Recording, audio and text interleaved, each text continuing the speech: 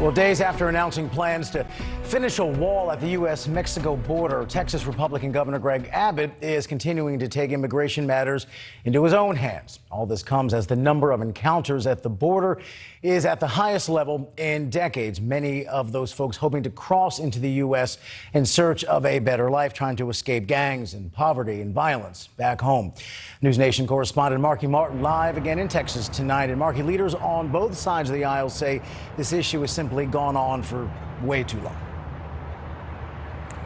Yeah, Rob, we're almost now going on month 5 of what many officials along the southern border have deemed a border crisis. You know, just last month, during the month of May alone, Border Patrol agents reporting that they encountered 180,000 migrants trying to cross over into the United States. And last week, Texas and Arizona sent out a bat signal.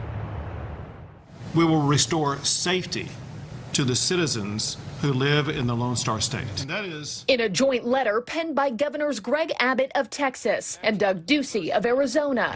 The two leaders asking their fellow governors to send all available law enforcement, referring to their states as ground zero of the border crisis. Florida Governor Ron DeSantis pledging to deploy men and women from at least a dozen agencies, but sparse on specifics, like when personnel would be sent or how many, just adding that the move would mitigate human trafficking and fight the opioid crisis that kills 21 Floridians a day. If that border was under control, we would have less meth pouring into Florida communities. Where we used to make a bust of ounces of those type of illegal narcotics, we're now into pounds. And today, officials with Bay County Sheriff's Office speaking out about what that deployment might look like. So they will go, and I believe the governor mentioned a 14-day stay to help. And once they complete that 14-day stay, the request will go out to the different counties, and we'll begin to see the opportunity to respond at that time. Florida, the first and only state so far to answer the call.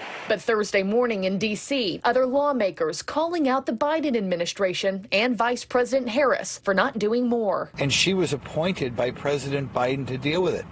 She hasn't been at the border. She hasn't even pretended to care about it. And of course, just yesterday, Texas Governor Greg Abbott formally announcing that Texas would be building its own wall, pledging to put down a $250 million down payment to start that project. And of course, that in tandem with crowdfunding. Rob. And Mark, we know that Homeland Security Secretary Alejandro Mayorkas was grilled by House Republicans today when talking about the budget for next year. Any word on what was discussed in terms of the border?